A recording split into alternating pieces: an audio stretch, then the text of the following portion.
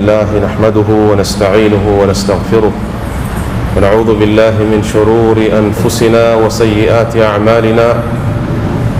من يهده الله فلا مضل له ومن يضلل فلا هادي له، وأشهد أن لا إله إلا الله وحده لا شريك له، وأشهد أن محمدا عبده ورسوله صلى الله عليه وعلى آله وأصحابه وسلم تسليما كثيرا.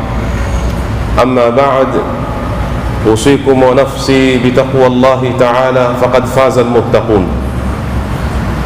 قال الله عز وجل: يا أيها الذين آمنوا اتقوا الله حق تقاته ولا تموتن إلا وأنتم مسلمون.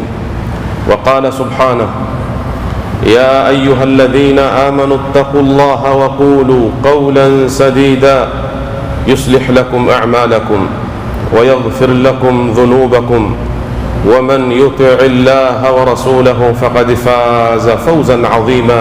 جعلني الله وإياكم من الفائزين. hatuna budi kwanza kumshukuru Mwenyezi Mungu Subhanahu wa Ta'ala. Rehma na amani zimfikie mtume wetu Muhammad sallallahu alayhi wasallam, na wasia kujihusia nafsi yangu pamoja nanyi ndugu zangu, tushikamaneni na kamba ya Mwenyezi Mungu na mafundisho ya mtume wetu Muhammad sallallahu alayhi wasallam. Ndiyo maana ya takwa, kufanya yale Mwenyezi Mungu aliyotuamrisha na kujikanya au kujiweka mbali na yale Mwenyezi Mungu aliyoyakataza. Hiyo ndio maana ya takwa halisi, na tukifanya hivyo Mwenyezi Mungu ametuahidi mazuri. Asema subhanahu wa ta'ala: ya ayyuhalladhina amanu ittaqullaha wa qulu qawlan sadida yuslih lakum a'malakum. Mwenyezi Mungu kwanza atawatengezea mambo yenu. Kuwa mtu wa Mungu tu, ufanye anayoyataka Mwenyezi Mungu, mambo yako yatakuwa. Mungu hatakuacha. yuslih lakum a'malakum wa yaghfir lakum dhunubakum, na Mwenyezi Mungu atawasamehe dhambi zenu. ومن يطع الله ورسوله فقد فاز فوزا عظيما. Na ukisoma vizuri aya za Mwenyezi Mungu ukitaamali, utaona ndani kuna bashair. Kwanza Mwenyezi Mungu atuita enyi mlioamini, kisha tutaka sisi tuwe karibu na yeye kwa kufanya aliyotuamrisha na kuacha, na tuwe wa kweli kwenye maneno yetu. Kisha atuahidi tukifanya hivyo atatufanyia mambo mawili: kwanza atatutengezea mambo yetu, kisha atatusamehe dhambi zetu. La kusamehewa limetoka wapi? Mungu ajua. Hata kama ametuita ni waumini, hata kama ametuamrisha tumche Mungu, lakini bado tutabaki ni wanadamu, na itabaki dhambi ndio inayotukhofisha kwenye maisha yetu. Basi Mwenyezi Mungu asema atawasamehe na dhambi zenu. waman yuti' Allah wa rasulahu faqad faza fawzan adhima. Yule atakayeishi na mambo haya, amtii Mwenyezi Mungu na mtume wake kwenye maisha yako, barabara utakayofuata ni ile anayoitaka Mungu na mtume sallallahu alaihi wasallam. Ukamtii Mwenyezi Mungu na ukamtii mtume sallallahu alaihi wasallam, basi Mwenyezi Mungu asema huyo faqad faza fawzan adhima, amefaulu kabisa huyo. Mwenyezi Mungu atujalie ni katika wale wenye kumtii Mungu, tuishi duniani na taa hiyo na mpaka tuondoke. ittaqullaha ya ayyuhalladhina amanu ittaqullaha haqqa tuqatihi wa la tamutunna illa wa antum muslimun. Shikamaneni na kamba Mwenyezi Mungu, ogopeni yale Mwenyezi Mungu Subhanahu wa Ta'ala aliyoyakataza yatakaowapelekeni nyinyi pabaya. Jikurubisheni na yale Mwenyezi Mungu anayoyataka yatakaowapelekeni nyinyi pazuri, tena haki ya kulitekeleza hilo. wala tamutunna illa wa antum muslimun, na muhakikishe hamtokufa, yani hautakuja mwisho wenu ila utawapata ule mwisho muwe nyinyi ni Waislamu, muondoke duniani nyinyi ni Waislamu. Ndugu zangu, baada ya wasia, unwani ya khutba yetu ya leo ni kazi ya misikiti au dauri ya msikiti. Misikiti ina kazi gani kwenye jamii ya Waislamu? Swali lepesi sana, na pengine kila mmoja aweza kusema na jawabu lake pia si zito, lakini mimi hupenda siku zote nikisema jambo kueleza sababu, mbona nimechagua hii mada. Hivi kweli mada hii ina umuhimu kuliko mengi ambayo yametuzunguka? Lakini kwenye majibu yangu ndipo mtakapoona kwamba hii mada ni muhimu sana, na kuna haja kubwa Waislamu tuambiane kuhusu hili. Kilichonipelekea mimi baada ya kufikiria sana kuitwa na shekhe wangu Sheikh Ali Behero kwenye Masjidur Rahma, ikiwa mimi ni mara ya kwanza kuwa khatibu kwenye mimbar hii, si mara ya kwanza kuwa mzungumzaji kwenye msikiti huu, lakini ni mara ya kwanza kuwa khatibu kwenye mimbar hii, basi kuwa nafikiria nzungumze nini mimi. Vitu vinavyotoka kwa Sheikh Ali Behero hapa hutoka watu kila sehemu wakaja wakafaidika, kisha nije mimi hapa nije niharibu ule utamu. Lazima niangalie cha kuzungumza, nizungumze nini. Nikafikiria, mwisho nikaja nikaona la, kuna hili ambalo sasa leenda sawa na jamii yetu vile ilivyo, na watu wana haja ya kufahamishwa jambo kama hili, na tulipekue vizuri, tutafute na sababu zake ni nini. Sasa kilichonifanya nizungumzie hii mada, ndugu zangu, ni clip moja ambayo nilifuatilizia mwanzo mpaka mwisho, iliyofanywa na Ustadh Ramadhan Kuria akihoji baadhi ya makasisi na mapadri na baadhi ya Waislamu. Sikutosheka baada ya kusikiliza, nikampigia simu kutaka kuhakikisha yale niliyoyaona pale ni filamu ile, ni maneno au ni kweli, niambie zaidi ya hayo. Akanieleza na mengi na mengi na mengi. Hili ni tatizo. Tushawahi kujiuliza kwa nini mwanamke wa Kiislamu, tena akiwa katika vazi lake la Kiislamu, aende kanisani kwenda kuomba? Ya rate kama kulitangazwa msaada wa kula, tukasema ana njaa, labda sheria imemruhusu asife na njaa, ende katafute kula. Lakini hendi kutafuta kula peke yake, yuaenda aombewe kwa jina la Yesu, awekewe mkono kichwani, aombewe ili apate kizazi, matatizo yake yatatuke, ili apate kusomesha watoto wake shule, ili apoe maradhi, ili atokwe na jini. Yuombewa na kasisi ama padri kanisani. Mimi nasema la kwenda kanisani ni dogo, ile ni athari. Ile kule kwenda kanisani ni athari ya kile alichokibeba moyoni mwake. Hatari zaidi ni ile imani, si kwenda kanisani. Msiangalie kwenda kanisani. Na nasema hivi kwa sababu kuna watu watasema wale wamezidi bwana, wale ile ni ukosefu wa imani, ule ndio wakaenda kule kanisani.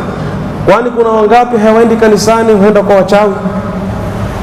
Waislamu, mama zetu, baadhi ya baba zetu, baadhi ya kaka zetu, hatuendi sisi kwa wachawi, kwa waganga, hatuendi sisi tukaenda kuangaliliwa kule. Iko tofauti ya hii shirki al-akbar. Ikiwa yeye kwenda kanisani kwa sababu kanisa humfanya Isa kuwa ni Mungu, na wewe umemfanya mtavi kuwa ni Mungu, ule mchawi umemfanya ni Mungu pia wewe. Ikiwa kule huenda kuombewa asiyoweza kulifanya isipokuwa ni Mungu na kupata mtoto, wangapi sisi huenda kwa wachawi tukaomba watoto, na tukaambiwa tuyafanye mambo kama kule waliambiwa wapige magoti, labda wafanye mikono hivi, na kwa wachawi hivyo hivyo huambiwa leteni mbuzi. Na pengine watu wakashindwa kwa sababu ya gharama ya kwenda kwa mashekhe wa kisampuli hiyo ni kubwa. Shekhe ataka ukipata mtoto wewe lete shilingi 10,000 hapa, akashindwa. Sitaki kuzusha, nitakuzungumza mambo ambayo yapo ili tu msione kwamba ni tofauti anayekwenda kanisani na anayekwenda kwa mganga, wote ni moja tu. Man ataa arrafan fasaddaqahu bima yaqulu faqad kafara bima unzila ala Muhammadin sallallahu alayhi wasallam. Mwenye kumwendea arraf, awe ni mchawi awe ni mganga, mwite utakavyo kumuita, yule anayetumia palasimu na nujumu na vitu vingine akakueleza mambo wewe hayaje kutokea ukaamini wewe, basi Mtume asema huyo amesha kufuru. aliyoteremshiwa Muhammad. Muhammad ameteremshiwa nini? Muhammad ameteremshiwa dini ya Kiislamu na Qur'ani. Kwa hivyo ameshakufuru dini, ndio maana yake. Kwa hiyo tusione hili ndogo kama hatulioni la kanisani likaonekaniwa la. Lakini pamoja na hivyo, nataka tuangalieni sababu nini, kwa nini asiende msikitini huyu mwanamke akaombewa? Kama kule huombewa, sisi tuna watu wenye kufanya ruqya wakisawa sawa, aweza kasome Qur'ani kama majini yakatoka. Lakini al-amr ab'ad min dhalik. Kutoka ni wadogo sisi tukiinukia huambiwa kuna missionary. Hata mimi leo ndo nimejua maana hili neno. Nataka kujua hii missionary limetokana na neno mission. Sijui kama amenidanganya huyo aliyoniambia, sijui, lakini mimi ndo niliouliza. Akanambia ndiyo ustadhi, ni mission. Na maana mission ni mipango ya mbeleni ya mtu kufikia malengo yake. Kwa hivyo hii ni mipango iko. Hawa missionary ni mipango iko, wao wanataka kueneza ukubwa wa Yesu, nguvu za Yesu, uponyaji wa Yesu, bishara za Yesu katika jamii. Na tazameni, wao hawendi tu kwa mtu yoyote hivi, wao huangalia wale madhaifu, wachukua advantage, watu wenye njaa, watu maskini, watakusomesha watoto hawawezi, wagonjwa. Leo huende mpaka mateja. Kuna mmoja kule ni kasisi, alikuwa ni teja Muislamu, wakamchukua wakampeleka rihabu nini, wamemvesha msalaba. Sasa yeye huhubiri, nilikuwa huko mimi, lakini Uislamu wakamtupa, bwana hao wamemchukua na nini na mambo kama hayo. Hayo hufanywa kila siku na wanaendelea kuyafanya, na wanaangalia wale watu madhaifu. Mimi nataka niwarudishe nyuma kidogo, ndugu zangu. Sisi kosa letu la kwanza ni kule kutaka kutofautisha dini na maisha. Hii dini yetu ni maisha. Tukitaka kuyachukua maisha tuyaweke kando na dini tuifungie msikitini hapa, hapo ndipo tulipokosea. Mtume wetu Muhammad sallallahu alaihi wasallam hakuletewa kufaradhishwa kwa swala, wala hakufaradhishwa kwa kufunga, wala hakufaradhishwa kwa kwenda haji. Yote hayo yalikuja baada ya sura hii ndogo tu, araaita alladhi yukadhibu biddin fadhalika alladhi yad'u alyatim wala yahuddu ala ta'am almiskin. Mwamjua nyinyi? Mwamfahamu yule anayekanusha dini, anayekanusha siku ya malipo, ambaye haamini kama kuna akhera? Mwamjua ni yupi nyinyi? Ni yule anayesukuma na kuwadharau mayatima, kwa lugha nyingine hana habari nao. Wala yahudh, na angalieni lugha iliyotumia hapa, sio wala yut'im, la yahudh, la yahummuhu dhalika. Hana habari kamwe kawa kuna watu maskini na wao wataka waangaliwe. Dini yetu ya Kiislamu ni dini inayokwenda sawa kabisa na maumbile ya mwanadamu, inaomuitikia mwanadamu, na mwanadamu na maumbile yake ataka maslahi, ataka zile huduma kama mwanadamu azipate. Wewe huwezi ukaishi bila kula wala kulala wala kusoma. Yote haya ni mahitaji ya kila mwanadamu hayataka. Mambo haya hayawezi kupuzwa na dini. Leo usubuhi kama mwendo wa saa 12:30 nimekaa na baadhi ya watu tu, nikawauliza hili swali: nyinyi muonaje mwanamke ametoka akaenda kanisani badala ya kwenda msikitini akaombewe, enda akaombe kule, mbona hakwenda msikitini? Ilikuwa ni haraka kujibu hawana imani zao ni dhaifu. Jibu hili la kusema imani zao ni dhaifu, huwa sisi twakimbia majukumu, hatutaki kusema ukweli. Hiyo ni shortcut ya kumuondosha mtu njiani, kusema imani yake ni dhaifu.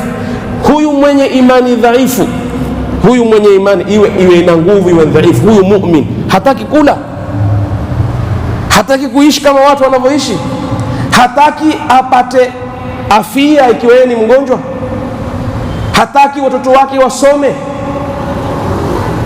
Mbona tumeshika kipande kimoja tu, imani yao dhaifu? Kwa hiyo kama imani yake ina nguvu akaenda ndaa, je, kama yuaishi katikati ya Waislamu 100 na hakuna mwangaliaye? Hajatuambia Mtume sallallahu alaihi wasallam katika hadithi, si Muislamu anayeshiba jirani yake ana njaa? Tusemeni ukweli Waislamu.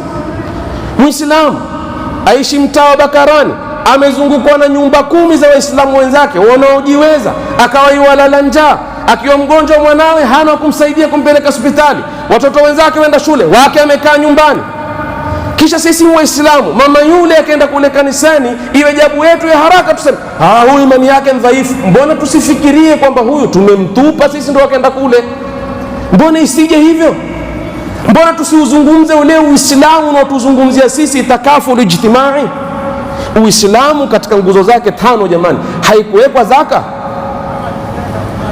Sasa sikizeni niwaambie, hawa mishinari, na nawapia Mwenyezi Mungu wallahi, hawa mishinari zile mbinu walizozitumia wao waliiba kwenye Uislamu, la kusaidia mayatima, la kuangalia wagonjwa, la kusomesha watoto. Hao yote ni mambo mazuri, hatusemi mabaya haya kwa sababu hufanywa na wasioko Waislamu. Lililokuwa zuri tutalisema ni zuri. Kwani nchi za Kiislamu leo tukisema, au za Waarabu, walikosa masaha ya kuwapokea wenzi wao wakimbizi kutoka Somalia na kutoka Burundi na kutoka Rwanda na hawana hivi? Nitajie dola moja tu Kikhaliji kule, masaha yake namna ilivyokuwa Sheikh, ni majangwa. Kuna watu labda nchi nzima huishi watu milioni 7 peke yake. Mbona watu kule na wa Amerika? Mbona watu kule na wa Canada? La kwanza. La pili, sisi tutawalaumu, ndiyo, si missionary wana mission zao, lakini wameyafanya na wamewashika watu na wakawasaidia watu. Ni Syria, juzi tu Syria imezungukwa na dola ngapi za Waarabu wenzi wao? Mbona wende wasaidiwe na Mturuki kule mbali, wende wasaidiwe na Mkanada, utoe nafasi, njooni. Ni kwa sababu fikra zetu sisi zina halal kwenye kuelewa huu Uislamu wetu. Sisi wana Uislamu ni kuingia msikitini hapa na kuswali, ambaye haswali nje, ambaye ni teja kule, wewe huna hata fursa kwenda kukaa na yule teja kumuuliza wewe kilichokufanya kukaa hapa kuvuta hizi bangi ni nini, ukasikiliza jawabu yake atakwambia nini. Pengine anaweza kukuambia, shekhe, ni maisha magumu, mimi nyumbani kwetu hudharauliwa, mimi msikitini hushambuliwa, mimi mtaani watu hawanitambui, mimi nikaona shekhe kazi sina, na mimi nataka kuishi kama watu. Basi kama sipati ule uhakika wa maisha mazuri, tavuta bangi ndio na marungi, kila marungi mimi kidarba kimoja kile, mimi mtajiri wa Bakarani hapa, hata kama ni hawa masaa mawili nami nitajiona alhamdulillah, kisha baadaye potele mbali. Lakini masaa mawili mimi na mimi nitakaa maskani hapa, bangi zangu na nini. Mbona hatuendi kuwauliza sababu nini? Haya yote atakayaangaliwe. Ikiwa Uislamu umeweka zaka, kwa nini Uislamu umeweka rukun? Sio mambo ya kawaida, rukun min arkani alislam, zaka. Hatufikiri mbona kumewekwa zaka? Kisha ukaja na mfumo wa Baitul Mal, ndio mfumo unaochukua missionary. Hii Baitul Mal kazi yake ni nini? Mbona misikiti yetu yote nje maskini huwa wamejaa? Nenda Mombasa, tembea kule, na watoto wadogo wengine wanalala nje. Kwani Waislamu hawana mipango ya wale kuwasaidia? Hata yule anayekwenda kuwapa ile shilingi 50 ndio huwapa ngero, sio kumhurumia maskini. Hii 50 itamtosha? Mtachoka, ndaro hashika. Nenda kazi, mkaa kuomba, tuwapa na huku tuwatukia, hatuwapi na huku tuwahurumia.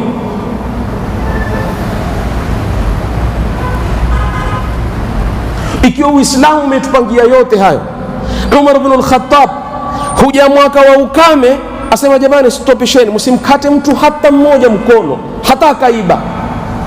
Umar upinga sharia ya Mungu hapa? Hapingi sharia ya Mungu. Umar ameona kwamba sisi jukumu letu kama Waislamu, kama kiongozi mimi, si kwenda kukata watu mikono tu na kuwatia watu mboko. Jukumu la kwanza ni nilishe hawa. Ikiwa serikali leo kwa sababu ya ukame siwezi kuwalisha, upo uwezekano wa mtu kwenda kuiba kwa sababu ya njaa, tutawakataje mikono? Msiwakate watu mikono. Hawa watu walielewa dini, hawa watu waliifahamu hii dini. lile kuangaliwa watu na kuangaliwa maskini na kuangaliwa mayatima linalofanywa na mashinari, ili kwa tulifanye sisi.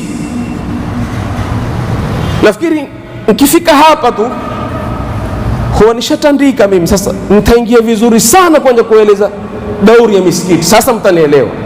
Ningeanza tu moja kwa moja kaingia msikiti, kazi yake msingenifahamu, lakini mimi nimeanza na madkhal, ili sasa nikiingia baadhi yenu sijasema mtakuwa mshaelewa nitakusema nini mimi. Sasa nauliza, hii misikiti dauri yake ni nini? Aqulu qawli hadha wa astaghfirullah li wa lakum fastaghfiruh innahu huwal ghafurur rahim wa huwal barrul karim. Astaghfirullah.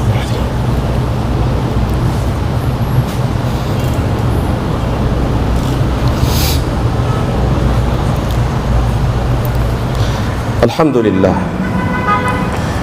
wassalatu wassalamu ala rasulillah. Mimi namshukuru Mwenyezi Mungu kwamba leo nazungumzia mada hii. Si imamu wa kokote, pengine ingekuwa ni imamu ningesema utetea kwangu ama nashambulia. Mimi si imamu, ni mtu tu niko. Leo utaniona Bakarani, kesho msikiti mwingine, pia ni kheri hii, lakini nataka kuzungumza yale yaliyoko. Daur, kazi ya misikiti yetu nini? Mbona huswaliwa tu kisha basi mambo yakaisha? Wala sizungumzii msikiti huu, nazungumzia misikiti yote. Ndiyo hali ya mujtamaa wetu. Misikiti ilikuwa iwe ni marakiz, ni senta za kumhudumikia mwanadamu. Hata kama wakati wa Mtume halikutangazwa hilo kuwa ni senta, lakini ukipekua yale mambo na yale maisha yalikuwa wakiishi, yale mambo yajitafsiri yenyewe kwamba msikiti ulikuwa ni senta. Watu walikuwa hawendi kutafuta ushauri kwa Mtume sallallahu alaihi wasallam misikitini. Mimi nitaka kushauriwa na mme wangu, mimi hatuelewani, mimi sijapata mtoto miaka, nimepimwa mimi hospitali na nimeonekaniwa mimi ni mzima, nataka nimpate shekhe anipena mimi angalau maoni kiroho. Anayo ofisi mtu ya kuja kwenye msikiti? Iko ofisi ya imam, iko ofisi ya imam kwamba atakwenda na yeye asikizwe, aombewe. Imamu kazi yake ni moja tu, kuswalisha, salamu alaikum, salamu alaikum, ende zake. Wala si kulaumiwa. Naja mimi si kulaumiwa kabisa. Yule padri kule, yale yote mnaona anayafanya ni kwa sababu ameweza kufanya. Watu hutoa mamilioni bwana. Mtu atapeleka milioni ya pesa, shika. Mwingine atapeleka gari, shika. Tia sanduku ya kanisa hii ya kusaidia maskini. Hata ukamwambia wewe, jaribu umwambie, wewe hizi pesa zenu bwana, yule padri hula yeye, wallahi jawabu atakokupa, atakwambia sisi tuliompa Mungu. Sasa yeye shauri yake. Isi Waislamu tunao imani hiyo ya kusema huu ni imamu wetu, tutafutie sanduku hapa angalau naye asone na tabu za kuombwa. Kila mwenye shida yake, pamoja na kwamba hakuna ofisi, kuja paka kibulani. Na waseme kweli hao maimamu, mimi nimewahi kuwa imamu, kuja paka kibulani. Ya laiti kama akija anaambia ustadhi, nataka unaombea na mimi dua, naweza kumwombea dua zote nikazimaliza mimi. Lakini huja mwanawe amefukuzwa shule, mimi nitoe kwapi pesa? Hapa kuna sanduku limewekwa linalotoa pesa na Waislamu. Najaribu imamu kusema nataka kuweka mpangilio wa kuchangisha msikitini.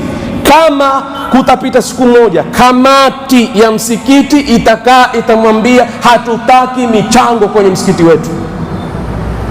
Mbona hukatazwa mchango?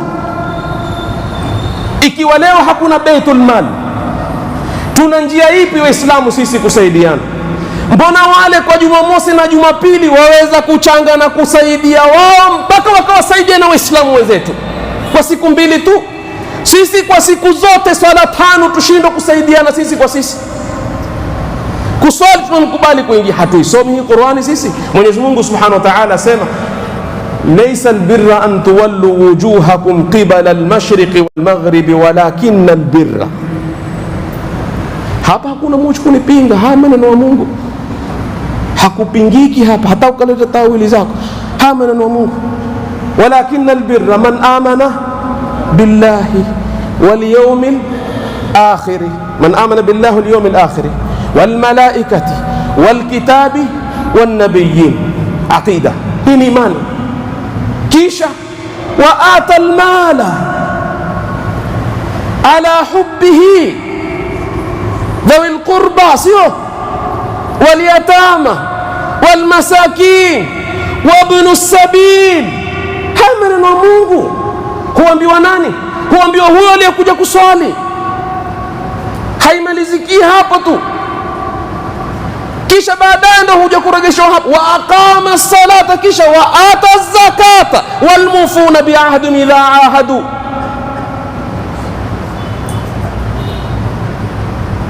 والصابرين في البأساء والضراء وحين البأس أولئك الذين صدقوا. hao ndio wa kweli. Huo ndio Uislamu, huo ndio Uislamu. wa ulaika humul muttaqun, na hao ndio wacha Mungu. alladhina yunfiquna amwalahum fi sarrai wadharrai walkadhimina alghayz walafina 'anil nas wallahu yuhibbul muhsinin. Hao ndio wacha Mungu. Sasa sisi uswali tu, aruhusiwe mtu kuswali, asiruhusiwe kuchanga. Mimi nauliza kamati ya msikiti, hizi pesa hutoa wewe?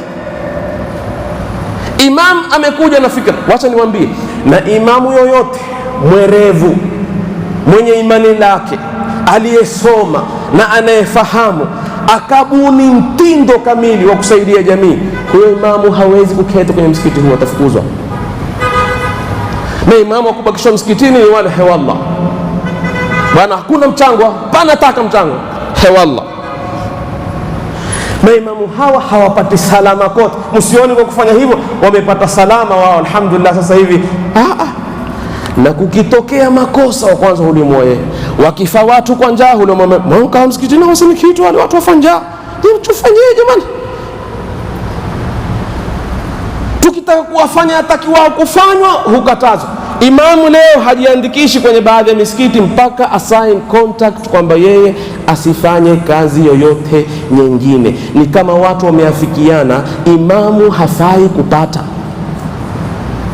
imamu hafai kuishi, imamu hafai kula wala kuvaa.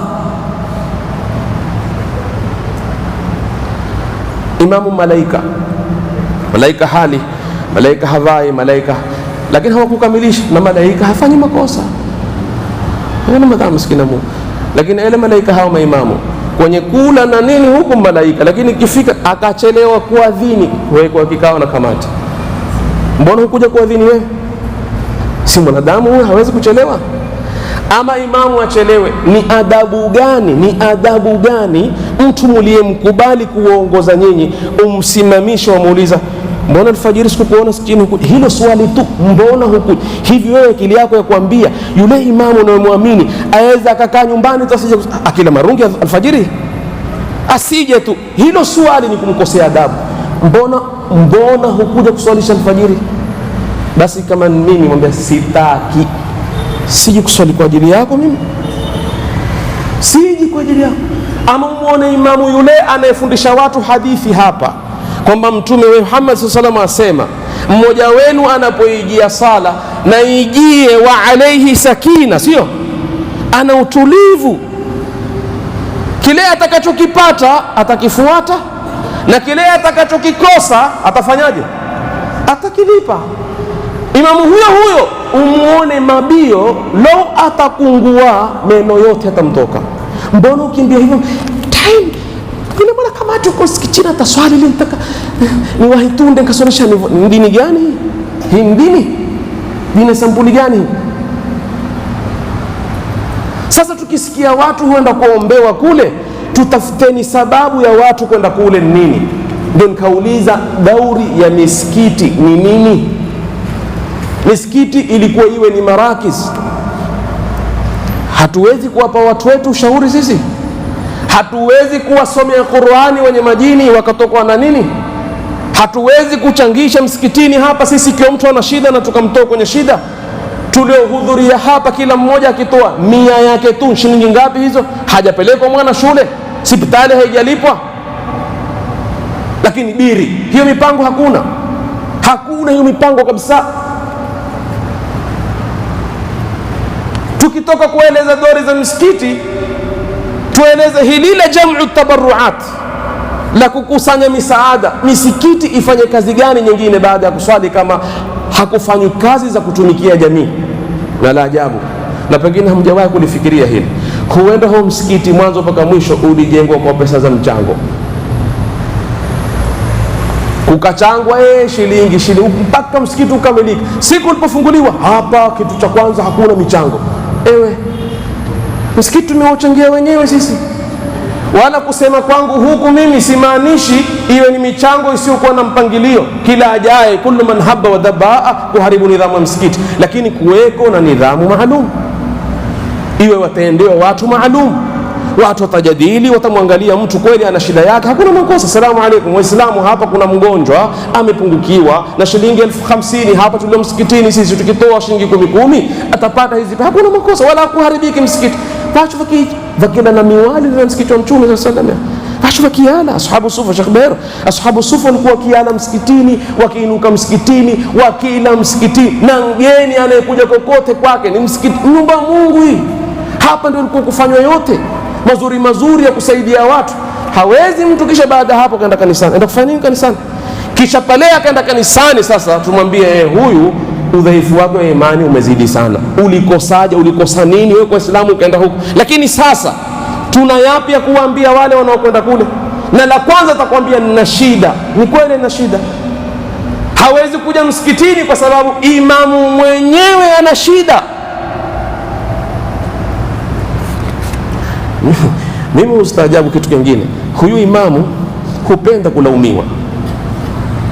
Imamu uswalisha watu wangapi? Tuchukulie mfano wa swala ya kawaida, tusichukulie Ijumaa watu wengi, tuchukulie mfano wa swala ya kawaida. Huswalisha watu wangapi nyuma? Hawapatikani watu 200, watu 500, watu 500. Lillahi, kama ni watu waliompenda imamu wao na kumheshimu, afaa huyu imamu kulala njaa? Afaa huyu imamu kuwa yeye hana pesa za kumpeleka mwanawe shule? Afaa huyu imamu naye kupata kipando ili asitoke menyo, akanunuliwa hata kama nkisukuta sala imewahi kuswalisha? Msimfanyie, afanye mwenyewe, apate kwa bidii yake. Msikini rafiki yake mchangie, akipawa honde imesema pale ndio huwa hana salamu, hufanywa mipango pengine atolee, huu si imamu tena, huu mtu wa dunia. Sasa ini uko kuongozwa na maiti hapa? Lakini kisha kuna watu huja baada ya hapo wakamwambia imamu, na hilo leo tumelizungumza asubuhi. Nasema tatizo wale ni kweli, hakusema urongo, kwamba wale kanisani wamejipanga, kitengo cha kutembelea maskini, kitengo cha kuangalia aliyeoa afanywe. Msionelea harusi pale kanisani kuozesha ndio mwanzo kule, huwa ashapita marahili nyingi, lakini iko mahali ya kwenda. Atakuya kwa wapi? Hakuna mahali, hakuna ofisi, hakuna lolote. Sasa yale ilikuwa ndo akanambia wale watushinda sisi kwa hayo, kujulia hali za watu, eti na sisi hutamani imamu wetu mwingine watakuteka atoke alfajiri awe huzunguka watu kuangalia hali zao na shida zao. Imamu mwenyewe taabani, yeye ameamka hajui atakula nini, ati yeye imamu amekuwa ni gavana, ati huzunguka tena. Wengine humjia na kumwambia, wajua utaka uwe up to date bana, mambo ya kileo. Imamu sikuswalisha, tutaka ujue, uwe na data ya maratibu wako, wajue. Ini watu 500 hamumjui imamu mmoja, wamtaka imamu mmoja ajue watu 500? Uwe na data yako, uwajue wagonjwa kina nani. Mbona nyinyi hamumjui yeye mmoja kwa mgonjwa? Na pengine mkamkosa na alfajiri hakuja, hamu ya kamata atakuja saa ngapi tumuulize mbona hakuja, kumbe ni mgonjwa maskini. Waislamu, ikiwa tutaishi hivyo si Uislamu. Hivyo sampuli hiyo si Uislamu. Msitoke mkana andachokufurisha maisha hao ya kisampuli hiyo. Narejelea hapa maana yake ni mwepesi sana kueleweka vibaya. Maisha kisampuli hiyo si maisha ya Waislamu, si Uislamu. Uislamu hautaki watu waishi hivyo kabisa. Uislamu hupendana, Uislamu husaidiana. Mimi Muislamu ni mwate mtu aende kanisani, hii ni Muislamu. jirani yangu ende kanisani, amezungukwa na nyumba 20 za Waislamu, na pengine ukimuona ndio hawa wana imani ndio kwa mtajo, umemwita ukamjulia hali yake. Usende, kama hupati mtoto nitakupeleka kwa raqi, pengine wewe una sihiri ukasomewe, usende kule. Atakwenda kisha hisi tutaanza kulaumu mpaka maklip sasa yameenea. Wala hatutaka kubadilisha suluhisho. Unajua suluhisho la matatizo ya Waislamu kuwa wameacha ule Uislamu, suluhisho watu kurudi kwenye ule Uislamu, tukasoma ule Uislamu na mafundisho ya Mtume sallallahu alaihi wasallam, na yani watu watafaa vipi wasaidiane, tuangalie zile sababu zote zilizochangia, tujaribu kurekebisha. Msikiti upewe nafasi yake. Leo misikiti imekuwa hupiganiwa kibiashara. Wallahi sitakuzua, na mtu akinifuata ninataka dalili nitaomba. Misikiti leo mingi, sehemu nyingi utaona vita, hawa na wapigana kama takasi. Mbona hupiganiwa misikiti? Ni sinti, sio? Mbona hupiganiwa?